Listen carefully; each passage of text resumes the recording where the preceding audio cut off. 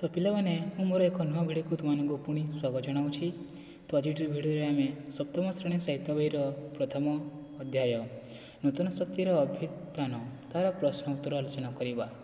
पूर्व चैनल प्रथम थर पर आसी चैनल को सब्सक्राइब कर दियो और बेल आइकन बटन को दबाई दियो जहाँफल मोर नुआ नुआ भिडियो तुम पाखे सर्वप्रथम पहुँची पार और तुम मैंने भिडियोटी देखिपर। तो चलो भिडियो को आरंभ करवा। प्रथम देछि निम्नलिखित प्रश्नगुड़िकर उत्तर दियो। कर देछि अधिकांश मध्ययुगीय लेखक कवि बा ऐतिहासिक मानकर मूल लेखा कहीं हस्तगत हो पारि नाही। तो प्रथम जो कवि मैंने लेखा थिला ता एबे कहीं उपलब्ध हेउ नाही। तो उत्तर लिखिबा मध्ययुगरे छापाखाना नथिबारु से समय पांडुलिपि गुड़िक मुद्रित हो पारु नथिला। जड़े लेखकर पांडुलिपि को देखि अन्य जड़े लिखुले एपरि लिखुवा बेले अधिकांश अक्षर परिवर्तन हो जाउथिला।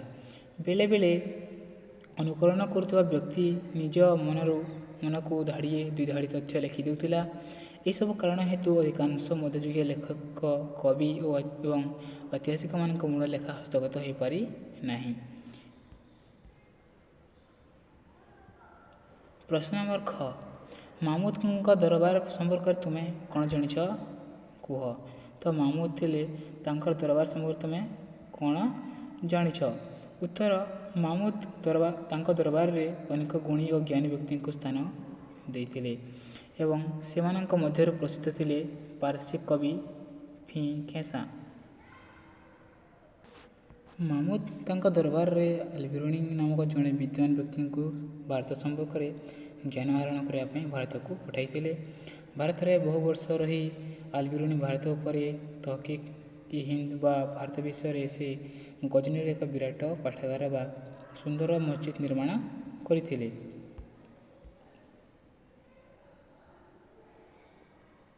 प्रश्न नंबर घर देछि मोहम्मद घोरी भारत आक्रमण संपर्क में लेख।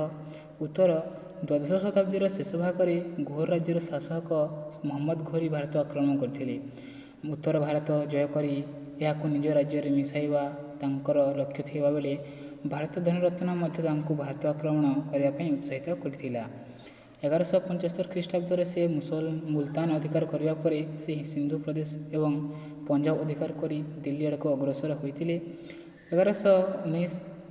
1191 ख्रीष्टाब्द मोहम्मद घोरी दिल्लीर चौहान वंशर राजा पृथ्वीराज प्रथम तीर युद्ध में परास्त होते। 1192 ख्रीष्टाब्द से द्वितीय तीर युद्ध में मोहम्मद घोरी पृथ्वीराज को परास्त करते एवं परे कठोर राठौर वंशीय शासक जयचंद्र को चांदर युद्ध क्षेत्र में परास्त कर भारत को विपुल धनरत्न स्वदेश को नहीं जाइए। से जीवा पर मोहम्मद घोरी मुख्य सेनापति कुतुबुद्दीन आइबाक बुंदेलखंड कालिंजर एवं माहेब आदि अंचल अधिकार करथिबा बेले अन्यतम सेनापति इंडियार उद्दीन खां बंग एवं बिहार अधिकार करथिले। प्रश्न नंबर घर देछि चोलमानकर राज्य शासन विषय संक्षेप में आलोचना कर। चोलमानकर राज्य शासन विषय कौन जानिछ लेख। उत्तर चोल माने एक उत्कृष्ट शासनर प्रवर्तक थिले। राजा केंद्र शासनर मुख्य थिले। तांको उपदेश देवाई एक मंत्रिमंडल गठित होइतिला। युद्ध राजस्व आदाय न्याय प्रदान आदि केंद्रीय शासनर परिसरभुक्त थिला। कृषि मानक नहीं गढ़ी उठिथिला। गुड़ीथिबा ग्राम को उर कहुला। केते गुड़िए उर को नहीं एक ग्राम परिषद गठित होइथिला जार नाम थिला नाडू। बेल्लोर जातिर धनी कृषक माने चोल राजा माने ब्राह्मण मान जमीदान करुले। ब्राह्मण माने बास करुवा ग्राम गुड़ी को ब्रह्मादेय कहला। प्रश्न पड़ो ब्राह्मण मान बास करुवा ग्राम कौन कहला लिख ब्रह्मादेय। प्रत्येक ब्रह्मादेयर शासन ब्राह्मण मानक नहीं गठित सभा द्वारा परिचालित होता। सभा विभिन्न कमिटी व भारियम सदस्य मानक रचित करी सेमानक साहाय्य ग्रामर बगीचा पोखरी जलसेचन मंदिर आदि उन्नतिमूलक कार्य मान तदारख करुला। चोल मानकर ग्राम शासन वर्तमान पंचायती राज व्यवस्थार अनुरूप थिला। प्रश्न नंबर 1 यादव वंशर राजा मानकर कृतित्व विषय लेख। उत्तर ଯାଦବ ବଂଶର ଶାସକମାନେ ଦକ୍ଷିଣ ଭାରତରେ ରାଜତ୍ୱ କରୁଥିଲେ। ସେମାନଙ୍କ ରାଜଧାନୀ ଥିଲା ଦେବଗିରି। ଭିଲ୍ଲିମା ଏହି ବଂଶର ଜଣେ ପ୍ରସିଦ୍ଧ ନରପତି ଥିଲେ। ତାଙ୍କର ପୁତ୍ର ଯୌତୁକି ଓ କ୍ଷେତ୍ରପାଳ କାକତୀୟମାନଙ୍କୁ ଯୁଦ୍ଧରେ ପରାଜିତ କରିଥିଲା। କ୍ଷେତ୍ରପାଳଙ୍କ ପରେ ତାଙ୍କ ପୁତ୍ର ସିଂହତ ଯୁଦ୍ଧ ଏବଂ ରାଜଜୟ ମାଧ୍ୟମରେ ଯାଦବ ରାଜ୍ୟର ବିସ୍ତାର କରିଥିଲେ। ଏହି ବଂଶର ଅନ୍ୟତମ ଶକ୍ତିଶାଳୀ ରାଜା ରାମଚନ୍ଦ୍ର ଦେବଙ୍କ ସମୟରେ ଦିଲ୍ଲୀର ସୁଲତାନ ଆଲ୍ଲାଉଦ୍ଦିନ ଖାଲ ଦେବଗିରି ଆକ୍ରମଣ କରି ବହୁ ଧନରତ୍ନ ଲୁଣ୍ଠନ କରି ନେଇଯାଇଥିଲେ। ରାମଚନ୍ଦ୍ର ଦେବଙ୍କ ପରେ ଶଙ୍କର ଦେବ ଏବଂ ହରପାଳ ଦେବ ଶାସନ କରିଥିଲେ। ପ୍ରଶ୍ନ ନମ୍ବର 4 ଦେଇଛି ପ୍ରଥମ ଜନ୍ମେଜୟଙ୍କ କୃତିତ୍ୱ ସମ୍ପର୍କରେ ଆଲୋଚନା କର। ଉତ୍ତର ସୋମ ବଂଶ ତଥା କେଶରୀ ବଂଶର ଶାସକ ପ୍ରଥମ ଜନ୍ମେଜୟ 882 ଖ୍ରୀଷ୍ଟାବ୍ଦରେ ସିଂହାସନ ଆରୋହଣ କରିଥିଲେ। କେତେ ଖ୍ରୀଷ୍ଟାବ୍ଦରେ? 882 ଖ୍ରୀଷ୍ଟାବ୍ଦରେ। ସେ ଭଞ୍ଜ ବଂଶର ରାଜା ରଣଭଞ୍ଜ ଦେବଙ୍କୁ ପରାସ୍ତ କରିଥିଲେ। ସେ କଳଚୁରୀମାନଙ୍କୁ ମଧ୍ୟ ପରାସ୍ତ କରିଥିଲେ। ସେ ନିଜକୁ ପରମେଶ୍ୱର, ପରମ ଭଟ୍ଟାରକ ଏବଂ ତ୍ରିକଳିଙ୍ଗାଧିପତି ଆଦି ଉପାଧିରେ ଭୂଷିତ କରିଥିଲେ। ସୁବର୍ଣ୍ଣପୁର ବର୍ତ୍ତମାନର ସୋନପୁର ଯାହା ଅଛି ତାଙ୍କ ରାଜ୍ୟର ରାଜଧାନୀ ଥିଲା। 6 ସୋମବଂଶୀମାନଙ୍କ ସାଂସ୍କୃତିକ କୃତିତ୍ୱମାନ ଉଲ୍ଲେଖ କର। ପ୍ରଶ୍ନ ନମ୍ବର ଚୋଡ଼ଗଙ୍ଗ ଦେବଙ୍କ ରାଜତ୍ୱ ସମ୍ବନ୍ଧରେ ଲେଖ। ଉତ୍ତର ହେବ ଚୋଡ଼ଗଙ୍ଗ ଦେବ ସୋମବଂଶୀମାନଙ୍କର ଶେଷ ରାଜା କର୍ଣ୍ଣଦେବଙ୍କୁ ପରାସ୍ତ କରି 1110 ଖ୍ରୀଷ୍ଟାବ୍ଦରେ ଉତ୍କଳ ଅସ୍ୱୀକାର କରିଥିଲେ। ଏହାପରେ ସେ ବଙ୍ଗ ଆକ୍ରମଣ କରି ଆରମ୍ୟ ଓ ରାଢ଼ ଅଞ୍ଚଳକୁ ନିଜ ଅଧୀନକୁ ଆଣିଥିଲା। ସେ ମଧ୍ୟ ଦକ୍ଷିଣ ଭାରତରେ ଥିବା ବେଙ୍ଗୀ ରାଜ୍ୟକୁ ନିଜ ସାମ୍ରାଜ୍ୟଭୁକ୍ତ କରିଥିଲେ। ଏହିପରି ଚୋଡ଼ଗଙ୍ଗ ଦେବଙ୍କର ସାମ୍ରାଜ୍ୟ ଉତ୍ତରରେ ଗଙ୍ଗା ନଦୀଠାରୁ ଦକ୍ଷିଣରେ ଗୋଦାବରୀ ନଦୀ ପର୍ଯ୍ୟନ୍ତ ବିସ୍ତାର ଲାଭ କରିଥିଲା। ସେ ବାରଙ୍ଗ, କଟକ, ଚୌଦ୍ୱାର, ଯାଜପୁର ଓ ଅମରାବତୀଠାରେ ଦୁର୍ଗମାନ ନିର୍ମାଣ କରିଥିଲେ ବୋଲି ସେ ଏକ ବିଶାଳ ସାମ୍ରାଜ୍ୟ ସୃଷ୍ଟି କରି ନିଜକୁ ମହାରାଜାଧିରାଜ ଶ୍ରୀ ଗଙ୍ଗଚୂଡ଼ାମଣି ଆଦି ଉପାଧିରେ ଭୂଷିତ କରିଥିଲେ। ପ୍ରଶ୍ନ ନମ୍ବର ପ୍ରଥମ ନରସିଂହ ଦେବଙ୍କ ରାଜ୍ୟ ଶାସନ ସମ୍ପର୍କରେ ସମ୍ୟକ୍ ଧାରଣା ଦିଅ। ଉତ୍ତର ପ୍ରଥମ ନରସିଂହ ଦେବ ଜଣେ ସୁଶାସକ ଭାବେ ଖ୍ୟାତି ଅର୍ଜନ କରିଥିଲେ। ତାଙ୍କ ସମୟରେ ସାହିତ୍ୟ, କଳା ଓ ସ୍ଥାପତ୍ୟର ଚରମ ବିକାଶ ଘଟିଥିଲା। ସଂସ୍କୃତ ସାହିତ୍ୟରେ ତାଙ୍କର ଅଗାଧ ପାଣ୍ଡିତ୍ୟ ଥିଲା। ତାଙ୍କ ରାଜସଭାର ବିଶିଷ୍ଟ କବି ବିଦ୍ୟାଧର ଏକାବଳୀ ନାମକ ଏକ ପ୍ରସିଦ୍ଧ ଅଳଙ୍କାର ଶାସ୍ତ୍ର ରଚନା କରିଥିଲେ। ପ୍ରଥମ ନରସିଂହ ଦେବ କୋଣାର୍କର ପ୍ରସିଦ୍ଧ ସୂର୍ଯ୍ୟ ମନ୍ଦିର, ବାଲେଶ୍ୱର ଜିଲ୍ଲାର ରେମୁଣା ନିକଟସ୍ଥ କ୍ଷୀରଚୋରା ଗୋପୀନାଥ ମନ୍ଦିର ଓ ଭୁବନେଶ୍ୱରର ସଦାଶିବ ମଠ ନିର୍ମାଣ କରିଥିଲେ। ପ୍ରଶ୍ନ ନମ୍ବର ପୁରୀର ଜଗନ୍ନାଥ ମନ୍ଦିରର ନିର୍ମାଣ ଶୈଳୀ ସମ୍ପର୍କରେ ଲେଖ। ଆମେ ଜାଣିଛେ ଜଗନ୍ନାଥ ମନ୍ଦିର ପୁରୀରେ ଅଛି ଓ ସେ ବିଶ୍ୱବିଖ୍ୟାତ। ତ ତାର ନିର୍ମାଣ ଶୈଳୀ ସମ୍ପର୍କରେ ଲେଖ ବୋଲି କହିଛି। ଉତ୍ତର ଲେଖିବା ଚୋଡ଼ଗଙ୍ଗ ଦେବଙ୍କ ଅମର କୀର୍ତ୍ତି ଜଗନ୍ନାଥ ମନ୍ଦିର କଳିଙ୍ଗ ସ୍ଥାପତ୍ୟର ଏକ ଯଥାର୍ଥ ନିଦର୍ଶନ ଅଟେ। ଏହାର କାରୁକାର୍ଯ୍ୟ ଅତି ଉଚ୍ଚକୋଟୀର ଓ ରମଣୀୟ। ଏହାର ଉଚ୍ଚତା ପ୍ରାୟ 66 ମିଟର। ଏହି ମନ୍ଦିରଟି ମେଘନାଦ ପାଚେରୀ ନାମକ ଏକ ବିରାଟ ପ୍ରାଚୀର ଦ୍ୱାରା ପରିବେଷ୍ଟିତ। ଏହି ମନ୍ଦିରକୁ ପ୍ରବେଶ କରିବା ପାଇଁ ଚାରିଦିଗରେ 4ଗୋଟି ପ୍ରବେଶ ଦ୍ୱାର ରହିଛି। ମନ୍ଦିରର ପୂର୍ବଦ୍ୱାର ସମ୍ମୁଖରେ 12 ମିଟର ଉଚ୍ଚତା ବିଶିଷ୍ଟ ଏକ ଅରୁଣ ସ୍ତମ୍ଭ ରହିଛି।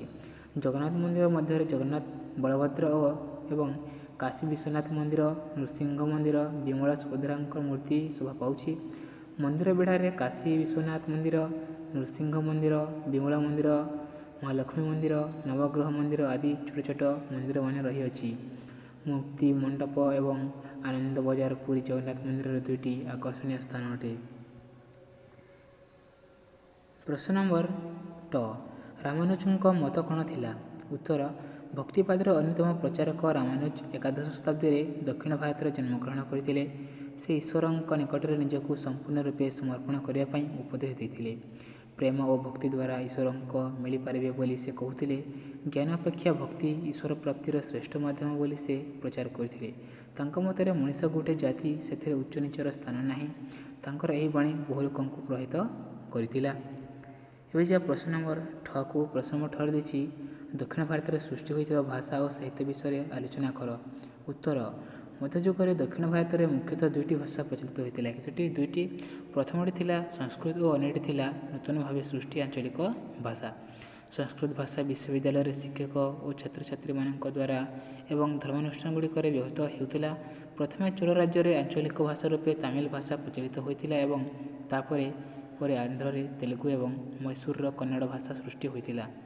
ଆଞ୍ଚଳିକ ଭାଷାରେ ବହୁ ସାହିତ୍ୟିକ ସୃଷ୍ଟି କରାଯାଇଥିଲା। ତାମିଲ ତେଲୁଗୁ ଭାଷାରେ ରାମାୟଣ, ତେଲୁଗୁ ଭାଷାରେ ମହାଭାରତ ରଚିତ ହୋଇଥିଲେ। ଲିଙ୍ଗାୟତ ଗୋଷ୍ଠୀର ସନ୍ଥମାନେ କନ୍ନଡ଼ ଭାଷା ବ୍ୟବହାର କରି ସାହିତ୍ୟ ରଚନା କରିଥିଲେ। ବିଶିଷ୍ଟ ଲେଖକ ଭାବେ ତାମିଲ କବି କମ୍ବାନ, ତେଲୁଗୁ କବି ଟିକାନା ଓ କନ୍ନଡ଼ କବି ପମ୍ପା, ପୋନା ଓ ରାଜା ବିଖ୍ୟାତ ଥିଲେ। ପ୍ରଶ୍ନ ନମ୍ବର ଡ ମଧ୍ୟଯୁଗୀୟ ଓଡ଼ିଶାର ମନ୍ଦିର ସ୍ଥାପତ୍ୟ ବିଷୟରେ ଉଲ୍ଲେଖ କର। ଉତ୍ତର ମଧ୍ୟଯୁଗୀୟ ଓଡ଼ିଶାରେ ମନ୍ଦିର ସ୍ଥାପତ୍ୟ କ୍ଷେତ୍ରରେ ଉଲ୍ଲେଖନୀୟ ଉନ୍ନତି ଘଟିଥିଲା। ଓଡ଼ିଶାର ମନ୍ଦିରଗୁଡ଼ିକ ଥିଲା କଳିଙ୍ଗ ସ୍ଥାପତ୍ୟର ଅନନ୍ୟ ପରିପ୍ରକାଶ। ଭୁବନେଶ୍ୱରର ମୁକ୍ତେଶ୍ୱର ମନ୍ଦିର, ଅନନ୍ତ ଓଡ଼ିଶାର ବାସୁଦେବ ମନ୍ଦିର, ଲିଙ୍ଗରାଜ ମନ୍ଦିର, ପୁରୀର ଜଗନ୍ନାଥ ମନ୍ଦିର ଏବଂ କୋଣାର୍କର ସୂର୍ଯ୍ୟ ମନ୍ଦିର ଥିଲା କଳିଙ୍ଗ ସ୍ଥାପତ୍ୟର ଜ୍ୱଳନ୍ତ ନିଦର୍ଶନ। ପ୍ରଥମ ପଥର ଉପରେ ପଥର ରଖି ମନ୍ଦିର ନିର୍ମିତ ହୋଇଥିଲା। ମୁଖ୍ୟ ମନ୍ଦିରକୁ ବଡ଼ କରାଯିବା ସହ ଜଗମୋହନ ନାଟ ମନ୍ଦିର ଓ ଭୋଗ ମଣ୍ଡପ ନିର୍ମିତ ହୋଇଥିଲା। ପ୍ରତ୍ୟେକ ସ୍ଥାନରେ ମୁଖ୍ୟ ମନ୍ଦିର ଚାରିପଟେ ମନ୍ଦିର ବେଢ଼ା ଭିତରେ ଅନେକ ଛୋଟ ଛୋଟ ମନ୍ଦିର ନିର୍ମିତ ହୋଇଥିଲା। ଏବେ ଦେଖିବା ପ୍ରଶ୍ନ ନମ୍ବର 2କୁ। ପ୍ରଶ୍ନ ନମ୍ବର 2ରେ ଦେଇଛି ଭୁଲ ଥିଲେ ଠିକ୍ କରି ଲେଖ। କରିଦେଇଛି ସୁଲତାନ ମାହମୁଦଙ୍କ ସମ୍ପର୍କରେ ଅମୀର ଖୁସ୍ରୁଙ୍କ ଖଜାଇନ ଉଲ୍ ଫୁତୁହ ବର୍ଣ୍ଣନା କରିଥାଏ। ତ ଏହା ଭୁଲ ହେଇଯିବ ହେଲା।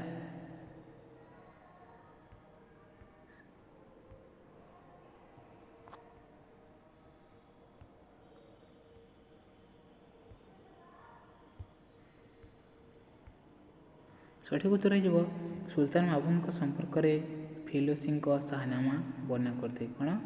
ଶାହନାମା। ପ୍ରଶ୍ନ ନମ୍ବର ଖରେ ଦେଇଛି ପ୍ରଶ୍ନ ନମ୍ବର ଖ ଓଡ଼ିଶାରେ ସୋମବଂଶୀମାନଙ୍କର ଶାସନ ବିଷୟରେ ସାହିତ୍ୟିକ ଉପାଧାନରୁ ଜଣାପଡ଼ିଥାଏ। ତ ଏହା ହୋଇଯିବ ଭୁଲ। ଓଡ଼ିଶାରେ ସୋମବଂଶୀମାନଙ୍କର ଶାସନ ବିଷୟରେ ଅଭିଲେଖମାନଙ୍କରୁ ଜଣାପଡ଼ିଥାଏ। କେଉଁଥିରୁ? ଅଭିଲେଖମାନଙ୍କରୁ। ପ୍ରଶ୍ନ ନମ୍ବର ଗ ପ୍ରତିହାରମାନେ ଶିବ ଓ ଦୁର୍ଗାଙ୍କର ଉପାସକ ଥିଲେ। ଉତ୍ତର ହେଇଯିବ ପ୍ରତିହାରମାନେ ବିଷ୍ଣୁ ଓ ସୂର୍ଯ୍ୟଙ୍କ ଉପାସକ ଥିଲେ। କାହାର? ବିଷ୍ଣୁ ଓ ସୂର୍ଯ୍ୟଙ୍କର ଉପାସକ ଥିଲେ। ପ୍ରଶ୍ନ ନମ୍ବର ଘ ଦ୍ୱିତୀୟ ବୀରବଲ୍ଲୀଳ ପାଣ୍ଡବଂଶର ଶାସକ ଥିଲେ। ଉତ୍ତର ହେଇଯିବ ଦ୍ୱିତୀୟ ବୀରବଲ୍ଲୀଳ ହୟଶାଳ ବଂଶର ଶାସକ ଥିଲେ। କେଉଁ ବଂଶର? ହୟଶାଳ ବଂଶର ଶାସକ ଥିଲେ।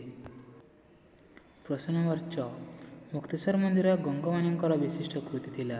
ଉତ୍ତର ହେଇଯିବ ମୁକ୍ତେଶ୍ୱର ମନ୍ଦିର ସୋମବଂଶୀମାନଙ୍କର ବିଶିଷ୍ଟ କୃତି ଥିଲା। ଏଠାରେ ଗଙ୍ଗ ଦେଇଛି, ଗଙ୍ଗ ହେବନି, ଏହା ହେଇଯିବ ସୋମବଂଶୀ। ସୋମବଂଶୀମାନଙ୍କର ବିଶିଷ୍ଟ କୃତି ଥିଲା। ପ୍ରଶ୍ନ ନମ୍ବର 6 ସତାନନାଦଙ୍କ ଭାସ୍ୱତୀ ଗଙ୍ଗବଂଶୀ ସମ୍ରାଟ ଚୋଡ଼ଗଙ୍ଗଦେବଙ୍କ ସମୟରେ ରଚିତ ହୋଇଥିଲା। ଉତ୍ତର ହେଇଯିବ ସତାନନାଦଙ୍କ ଭାସ୍ୱତୀ ଗଙ୍ଗବଂଶୀ ସମ୍ରାଟ ଚୋଡ଼ଗଙ୍ଗଦେବଙ୍କ ସମୟରେ ରଚିତ ହୋଇଥିଲା। ପାସ୍। ପ୍ରଶ୍ନ ନମ୍ବର ଜ କ୍ଷୀରଚୋରା ଗୋପୀନାଥ ମନ୍ଦିର ଲାଙ୍ଗୁଳା ନରସିଂହଦେବଙ୍କର ଅନ୍ୟ କୃତି ଥିଲା। ଉତ୍ତରଟି ଠିକ୍ ଅଛି। ପ୍ରଶ୍ନ ନମ୍ବର ଝ ନିମ୍ବାର୍କ ଅଦ୍ୱୈତ ମତବାଦ ପ୍ରଚାରକ କରିଥିଲେ। ଶଙ୍କରାଚାର୍ଯ୍ୟ ଅଦ୍ୱୈତ ମତବାଦ ପ୍ରଚାର କରିଥିଲେ। ଏଠାରେ ନିମ୍ବାର୍କ ଦେଇଛି ଭୁଲ ହେଇଯିବ, ଶଙ୍କରାଚାର୍ଯ୍ୟ ହୋଇଯିବ। ପାସ୍। ନ୍ୟ ନାନାର କନ୍ନଡ଼ ଭାଷାରେ ରାମାୟଣ ରଚନା କରିଥିଲେ। କମ୍ବାନ ତାମିଲ ଭାଷାରେ ରାମାୟଣ ରଚନା କରିଥିଲେ। କମ୍ବାନ ହେଇଯିବ। ନାନାୟ ଦେଇଛି, ଏଠି ହେଇଯିବ କମ୍ବାନ ତାମିଲ ଭାଷାରେ। କେଉଁ ଭାଷାରେ ଦେଇଥିଲେ? ତାମିଲ ଭାଷାରେ ରାମାୟଣ ରଚନା କରିଥିଲେ ଓ ନାନାୟ ତେଲୁଗୁ ଭାଷାରେ ମହାଭାରତ ରଚନା କରିଥିଲେ। ପ୍ରଶ୍ନ ନମ୍ବର ଟ ଲିଙ୍ଗାୟତ ଗୋଷ୍ଠୀର ସନ୍ଥମାନେ ସଂସ୍କୃତ ଭାଷା ବ୍ୟବହାର କରିଥିଲେ। ଉତ୍ତର ହେଇଯିବ ଲିଙ୍ଗାୟତ ଗୋଷ୍ଠୀର ସନ୍ଥମାନେ କନ୍ନଡ଼ ଭାଷା ବ୍ୟବହାର କରିଥିଲେ। କେଉଁ ଭାଷା? କନ୍ନଡ଼ ଭାଷା। ଠ ବିହାରର ଆବୁ ପର୍ବତରେ ଥିବା ଦିରାଜନ ମନ୍ଦିର ତା'ର ମାର୍ବଲ କଳା ପାଇଁ ପ୍ରସିଦ୍ଧ। ଉତ୍ତର ହେଇଯିବ ରାଜସ୍ଥାନର ଆବୁ ପର୍ବତରେ ଥିବା ଦିବାରଜୟନ ମନ୍ଦିର ତା'ର ମାର୍ବଲ କଳା ପାଇଁ ପ୍ରସିଦ୍ଧ। ଏବେ ଦେଇଛି ପ୍ରଶ୍ନ ନମ୍ବର 3। ପ୍ରଶ୍ନ ନମ୍ବର 3ରେ ଦେଖିବା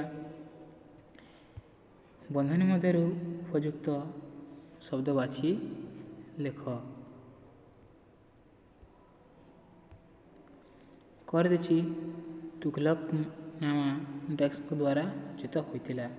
ଉତ୍ତର ହେଇଯିବ ଅମୀର ଖୁସ୍ରୁ। ଅମୀର ଖୁସ୍ରୁ ତୁଘଲକନାମା ରଚନା କରିଥିଲେ। ପ୍ରଶ୍ନ ନମ୍ବର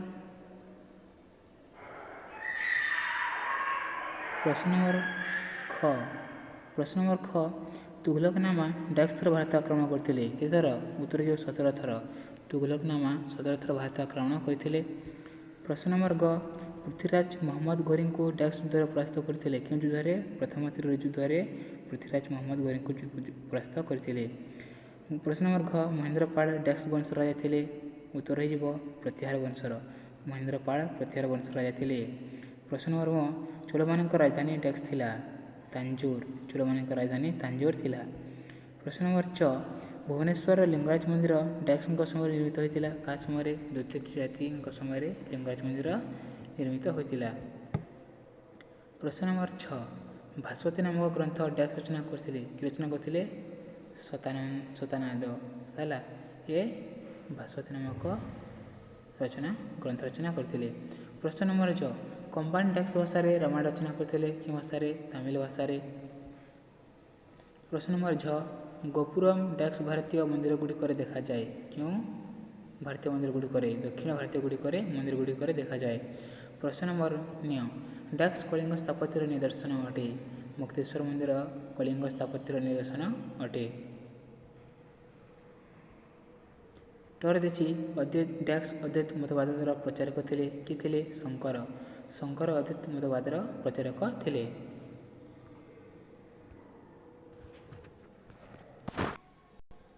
ବର୍ତ୍ତମାନ ଦେଖିବା ପ୍ରଶ୍ନ ନମ୍ବର 4କୁ। ପ୍ରଶ୍ନ ନମ୍ବର 4 ଦେଇଛି କ ସ୍ତମ୍ଭର ଖ୍ରୀଷ୍ଟାବ୍ଦ ସହିତ ଖ ସ୍ତମ୍ଭର ଘଟଣାକୁ ସଠିକ ଭାବରେ ଯୋଡ଼ି ବାକ୍ୟ ଗଠନ କର ବୋଲି କହିଛି। ତ ମୁଁ ଏଠି ସିଧାସଳଖ ଉତ୍ତର ଲେଖିଦେଇଛି, ତୁମେ ବହି ଦେଖି ପ୍ରଶ୍ନଟି ଦେଖିନେବ। ଉତ୍ତର ଲେଖିବା 1192 ଖ୍ରୀଷ୍ଟାବ୍ଦରେ ଦ୍ୱିତୀୟ ତ୍ରିରୋହି ଯୁଦ୍ଧ ସଂଘଟିତ ହୋଇଥିଲା। ତ ଏଠାରେ ମସିହା ଦେଇଦେବ, ଏଠାରେ କେଉଁ ଯୁଦ୍ଧ ହୋଇଥିଲା ବୋଲି ଲେଖିଦେବ। ତ ଏଠାରେ ମୁଁ ଉତ୍ତର ଲେଖିଦେଇଛି 1192 ଖ୍ରୀଷ୍ଟାବ୍ଦରେ ଦ୍ୱିତୀୟ ତ୍ରିରୋହି ଯୁଦ୍ଧ ସଂଘଟିତ ହୋଇଥିଲା। 1025 ଖ୍ରୀଷ୍ଟାବ୍ଦରେ ସୋମନାଥ ମନ୍ଦିର ଲୁଣ୍ଠନ ହୋଇଥିଲା।